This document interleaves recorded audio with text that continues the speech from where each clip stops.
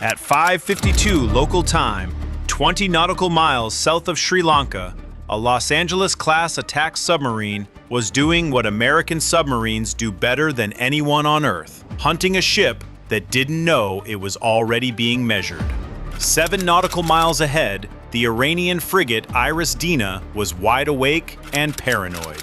Her captain had active sonar running, hammering the ocean with pings, while the ship zigzagged at 15 knots, trying to turn an American fire control solution into a math problem that kept resetting before it could ever lock. Soon, U.S. Central Command would send an order no American submarine commander had received since World War II. The sub just had to get into position first. From the surface, the Dena's behavior looked aggressive. Active sonar, random course changes, radar sweeping 360 degrees. From 400 feet down, it looked like something else. A captain trying to survive with the only tools he had left. Because submarines hunting a ship usually rely on passive sonar gives you direction, bearing, but not distance. It's like pointing a compass at a sound. You know which way the target is, but you don't know if it's 1 mile away or 10. That's why the fire control team lives inside Target Motion Analysis, TMA. They watch how the bearing line creeps across the screen 1 degree at a time. That creep is everything. Over minutes, small changes in bearing reveal range, course, and speed. A green line on the display slowly converges toward a firing solution, like a blurry image coming into focus. Except the Iranian captain kept shaking the camera. Every 3 to 5 minutes, the Dena swung into another random turn, just enough to scatter the solution and force the Americans to rebuild the picture from scratch. Bearing changes, new hypothesis, new convergence. Then another zig, and half the work evaporated again. The frustrating part was that the Dena's captain wasn't improvising. He'd trained for this. He'd spent 2 weeks at Milan 2026, a multinational exercise with the Indian Navy practicing exactly these anti-submarine procedures. The Americans had watched the playbook get rehearsed. Now that playbook was being used on them for real. But the crew on the submarine wasn't most worried about the surface ship itself. They were worried about what sat on Dena's aft deck. An SH-3 Sea King anti-submarine helicopter, loaded for war, carrying a low-frequency dipping sonar designed to do one thing: find submarines hiding beneath the thermal layer. Because the Dena's hull sonar was shouting from the surface and hoping for an echo. A dipping sonar drops the microphone directly into the submarine's living room. It lowers a transducer on a cable through the thermocline and pings from the same acoustic environment the sub is hiding in. If that helicopter launched, the hiding place wouldn't just be threatened, it would be dismantled. For now, the thermocline was doing its job. A thermocline is a boundary where warm surface water meets cooler deep water, bending sound the way a prism bends light. The Dena's pings hit that boundary and refract upward, curving away from the submarine and painting an empty ocean on Iranian sonar screens. Down at 400 feet, the submarine was a hole in the water. But a thermocline isn't a wall. It's a lens, and lenses have quirks. Sound traveling through deep water doesn't just vanish. It can bend downward, strike density boundaries, and arc back toward the surface at predictable intervals, convergence zones. That's where a sonar ping that should have died 50 miles ago arrives gift-wrapped on a screen. One lucky geometry from the Dena. One ping catching the right arc at the right angle. Suddenly, an Iranian sonar operator paints a contact he can't explain sitting exactly where the submarine is. And that risk was rising because the layer was thinning. The Americans had been dropping expendable bathythermographs to measure the water around them. Every reading came back warmer than the last. The sonar chief estimated 6 to 8 hours before the layer degraded past reliable concealment. That was clock number 1. Clock number 2 was geography. The Dena was streaming roughly parallel to the Sri Lankan coast at 15 knots. At that course and speed, she would cross into Sri Lanka's 12 nautical mile territorial limit in about 40 minutes. Once she did, the shot evaporated under international law. Clock number 3 was sitting in plain sight. The Sea King on the flight deck, fueled, armed, and one captain's order away from turning the search box into an open auditorium. Any one of those clocks running out would end the mission. All three were ticking at the same time. So at 5:56, with the layer thinning, the helicopter a coin flip from launching, and the fire control team wrestling a zigzagging target through an ocean full of noise, the submarine needed something it couldn't get down here. Execute authorization. Deep underwater communication is a harsh reality.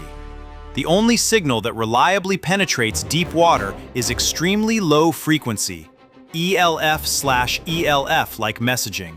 Basically, the world's most expensive text message. And it can't carry a detailed strike authorization. It can only tell the boat, come shallow.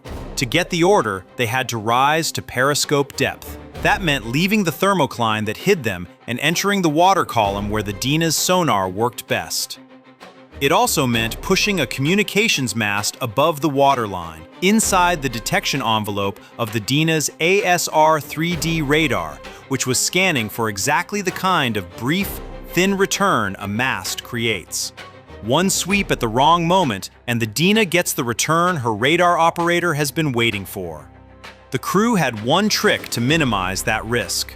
A South Korean LNG tanker, 200,000 tons of steel, was plowing through the corridor 5 nautical miles to the southeast. It threw a massive radar return on every scope within 50 miles. The submarine's navigator had been tracking it for an hour, waiting for geometry to align. If they came to periscope depth along the exact line of bearing between the tanker and the Dena, the mast would sit inside the tanker's radar shadow.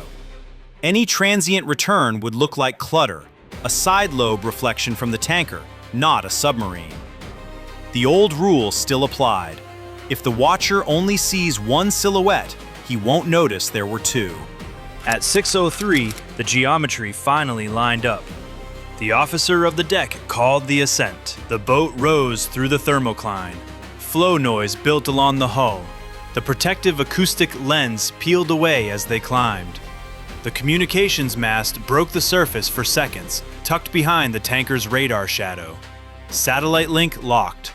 Message traffic streamed down, and the authorization came through, plain and final. Execute. Then the boat dove back beneath the layer. The thermocline closed over them like a door. The sonar picture sharpened again, and the Dena's bearing line continued to creep, still zigzagging, still pinging, still trying to shake the solution apart. Now the problem was compressed into one hard constraint. If the Dena turned toward shore, the shot was gone. And there was another constraint pressing from inside the submarine itself. They were streaming a towed array, hundreds of feet of sensor cable trailing behind the boat, their sharpest ear. The moment a torpedo launched, if the submarine needed to maneuver hard, that array became a leash. You can't retrieve it instantly. Aggressive turns risk tangling the cable or snapping it off. Their best sensor was about to become a liability at the worst possible moment. So the captain committed to the plan. Stay steady, stay quiet, and fire when the math finally stopped wobbling. At 6:08, the fire control team locked the solution. The weapons officer programmed a Mark 48 ad cap in tube 1. The captain gave the order. The torpedo tube flooded, seawater rushing in to equalize pressure. It's a small sound compared to the Dena's active pings, but it's a distinct acoustic transient. Submarine crews can recognize it the way a parent recognizes their child's cry in a crowded room. Unmistakable. The crew bet everything on the thermocline, the shipping noise, and the ocean's constant background. Merchant traffic, surface chop, even snapping shrimp colonies on the shelf, smothering the one bad moment a submarine can't avoid. The Mark 48 dropped from the tube.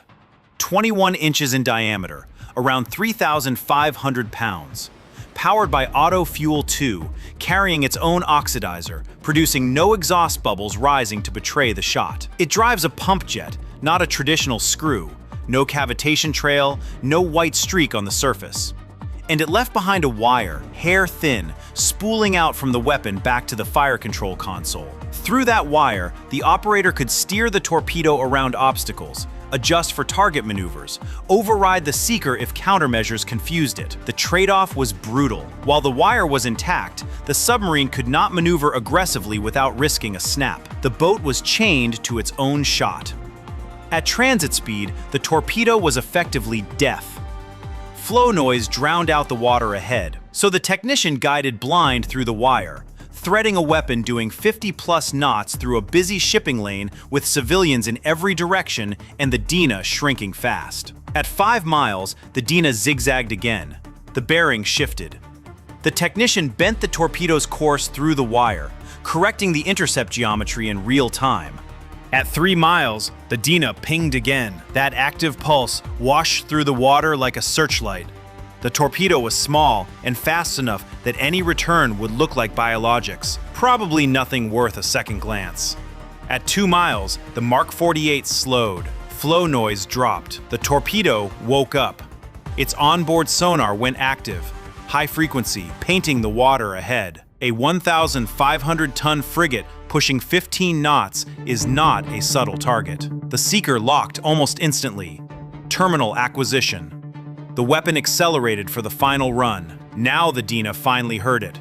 Somewhere in her sonar room, an operator caught what every sailor prays he never hears. A closing active signature with a bearing that doesn't drift because it's not passing by. He hit the alarm. The bridge heard it. The captain heard it. They had about 15 seconds. The Dena carried acoustic decoys, expendable noisemakers meant to seduce a torpedo seeker away from the hull. But recognizing the threat, authorizing countermeasures, deploying them properly, and forcing the torpedo to commit to the decoy takes time.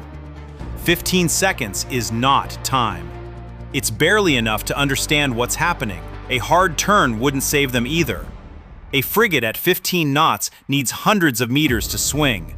They didn't have hundreds of meters. The triple 324mm torpedo launchers on the aft deck didn't matter. Firing requires a bearing on the submarine. The sub was 400 feet down, under the thermocline, invisible.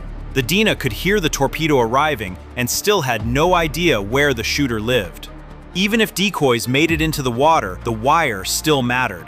The American fire control team could override the torpedo's brain and steer past noise onto real steel. And that's exactly how the hit was delivered. The Mark 48 did not strike the side of the ship.